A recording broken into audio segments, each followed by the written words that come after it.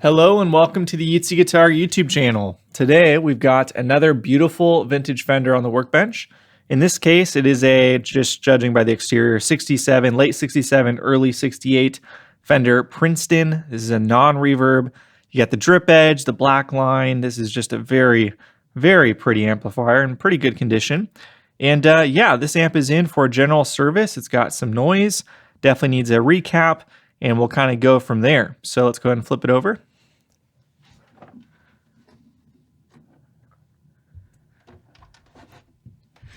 My workbench size is pretty limited, so I can't really show everything, but really quick, just it looks like the original speaker, very nice, very clean amplifier overall. We do have a, pretty, an electrical taped two-prong. That's never what you want to see. So definitely we'll be putting a three-prong in it. You can see the tube chart there, very clean, good condition. And yeah, so let's go ahead and take the chassis out and we'll kind of inspect what we're working with. And here the chassis is outside of the cabinet. Super, super clean. And before we get into all of this, I just want to point out for the owner that I think they call these straps. I can't remember what they call these, but one of them is missing the nut with the kind of built-in tooth washer there. So just a heads up to you, the owner, when you watch this, I'm sure a local hardware store would have those, or you can buy them online. Unfortunately, I do not have any, but just one out of the four is missing that. So it's just got a regular nut on there. So definitely want to replace that. But let's go ahead and take a look at the tubes real quick. And you can see just based off of the stamps and everything that this is a late 67, early 68, just like we talked about. You can see 68 right there. And the power transformer, zoom in on that if you guys can see it. So power transformer says 606 740. So obviously that would put it at towards the end of 1967. And then interestingly enough, the output transformer here, you can see that, is 606 625. And based on what I'm seeing here, there's no reason so far for me to believe this is a replacement. And just goes to show that that happened, right? So you can have transformers that date quite a bit earlier than when the amp was actually completed. And yeah, this is not unreasonable to think this is a 68 chassis, late 67 power transformer, kind of mid 66 output transformer. That just kind of, that happened. So everything looks good so far. We got the original cap can, obviously. Nice Sylvania in V1. I gotta say, it's so weird having a Princeton that's just got two preamp tubes. And then not much left on this 12AX7 there. And then let's see what the power tubes are. Quite firm in there. There you go, there's an RCA. Very nice.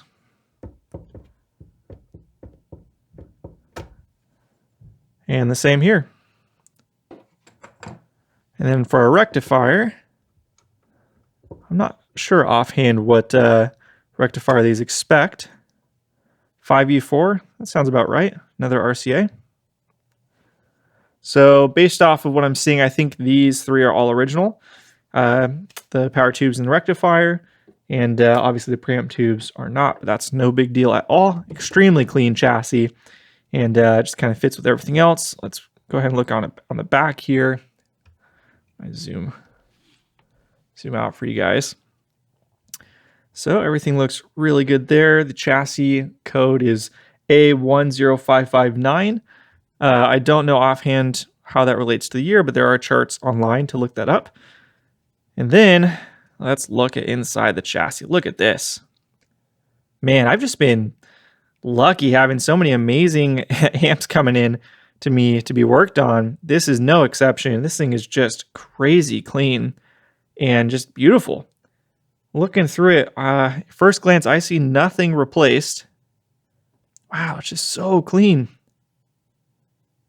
Beautiful. Chassis is a bit dirty. You can see it's got that Nice white coating. I believe Lyle talked about that on Psionic Audio, one of his recent videos. Again, you can see the chassis stamp there, 6.8. The bias board, that looks all original. This has got to be one of the cleanest amps I've ever seen. All original. I see nothing that tells me otherwise. Man, awesome. I'm so excited to work on this. So let's go ahead and level it out a little bit, pull up the schematic, and kind of look through everything a bit more. So as always, what I like to do when I get an amp in is first make sure there's no voltage in it. So we'll just do that real quick. Switch to DC volts, my multimeter, black to ground. And then, looking at the main filter caps, that's going to be where the voltage is at if there is any. So just kind of hook it onto there. You can see there's no volts. So nothing to worry about. There's a number of ways you can look at, or a number of places you can look at it in the circuit. But yeah, there's no voltage in the amplifier. So we are safe there. And then what I like to do is download the schematic online and pull up on my phone. In this case, I'm using a Samsung Note phone, which has the capability of a pen, which is kind of handy for this sort of work. And I pull it up. So we got an AA964, which is what the tube chart says. And obviously this is the Princeton model sans reverb. So it's a little bit different. And kind of what I like to do is just go all the way through the entire thing and mark any differences, because we've run into a number of amps which did not match the schematic, right? We had the recent Bassman, for example, that was a transition model, 1961, between the 6G6 and 6G6A. So it's possible, especially in these transition eras, to have those transition models. Now at the Princeton, it remained basically identical through basically the blackface era on, with very little changes. So I'm not anticipating that, but it's just good practice, I think, to do that. So we'll just kind of go through, and I'm going to skip ahead because it's kind of boring to watch me do that, but it'll probably just be a time lapse of me with the multimeter, just checking all the resistors. We're going to note anything that needs to be changed, and then we'll kind of circle back and tell you my findings in a second. So let's get to it.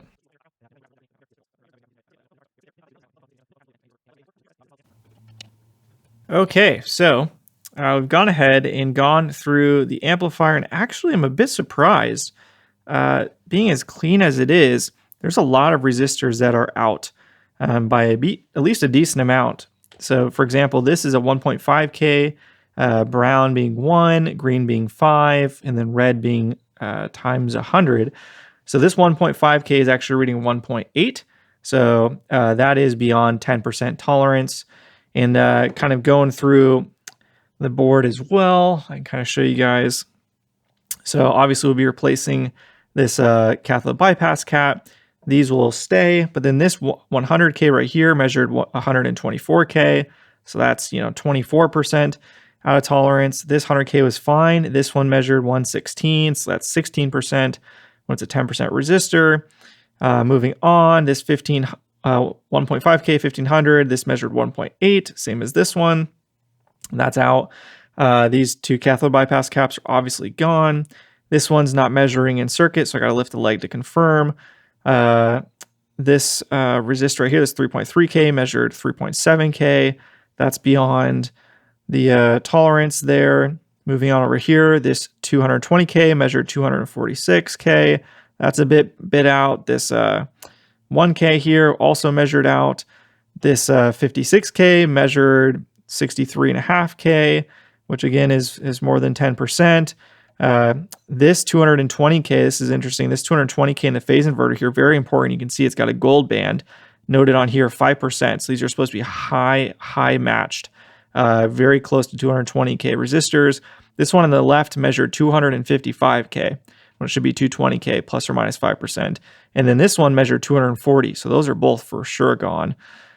These all measured fine. And then moving over to the bias circuit, no surprise there. So we'll be replacing the bias cap. The resistor, I talked to the owner about doing adjustable bias. So we'll probably do a little trim pot there like I've done in the past. Kind of a no-brainer mod in my opinion. And then the 100K, again, 5% resistor measured 115. So that's 15% out. So that's definitely needing to be replaced as well. So in total, it's looking like we got 1, 2, 3, 4, 5, 6, 7, 8 total caps replaced in here at minimum. You know, TBD on the rest. Blue moldeds are 99.99% fine.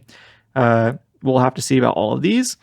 And then as far as resistors are concerned, we're looking at one. We can probably keep this existing 27K with a 10K trim pot for the bias circuit, so that's probably fine.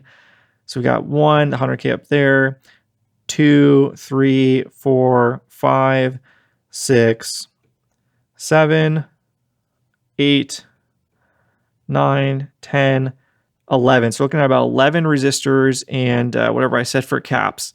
So yeah, a decent amount actually, but it's so clean, and doing this work, this amp is going to be good to go for a very, very long time. So that's all right by my book. We will obviously be doing a 3-prong as well. And, you know, man, if we're doing, well, I don't know. This era is kind of funky where they do the ground connected to a bolt off the chassis. I never liked that, but I also don't like messing with stock factory stuff. So we'll probably leave this, but we will do a chassis ground on the 3-prong, and I'm going to have to clean out all of this. You know, it's just kind of just a lot of that gross stuff. So we'll have to spend some time cleaning it. But yeah, this amp is incredible, unbelievably clean. And actually, let's check the fuse while we're here. See what it's measuring. It should be a 1 amp slow blow. Holy moly. I'm glad I checked that. What are we looking at here? What the hell? Right. Okay, well, the fuse was blown. Instead of getting a replacement fuse, I don't know. Good Lord, people. To be clear, I'm not saying the owner did this. He purchased this amp and has not done anything with it. So, yeah, this is a 1 amp, but a blown 1 amp with some tinfoil. So that's garbage. We will absolutely replace that. That's hilarious. Okay, cool. So we've got our marching orders here. I'm going to go talk to the owner, let him know kind of where things stand, get confirmation we're good to move forward. And oh, I forgot to mention for this, kind of a big piece. With Princetons, they're really tricky, right? So something like this that you put in, and you can get nice modern replacements that are high quality and relatively affordable. But with the Princeton, the main filter caps are in this can cap here. And the problem we have with that is the modern, kind of really the only ready to go plug and play from a normal store replacement for that is from CE. And these have really fallen off in quality. I've heard tons and tons of horror stories in the past couple of years of these only lasting a year, 6 months, having issues right out of the box. So not going to use these.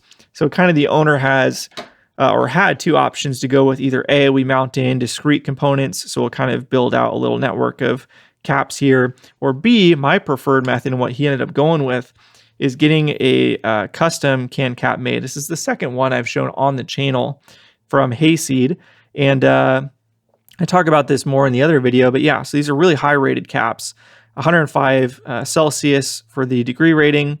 Really quality caps in here. I asked them what they use, and I can't remember offhand the brands, but it was the top kind of stuff out of Japan that you would expect.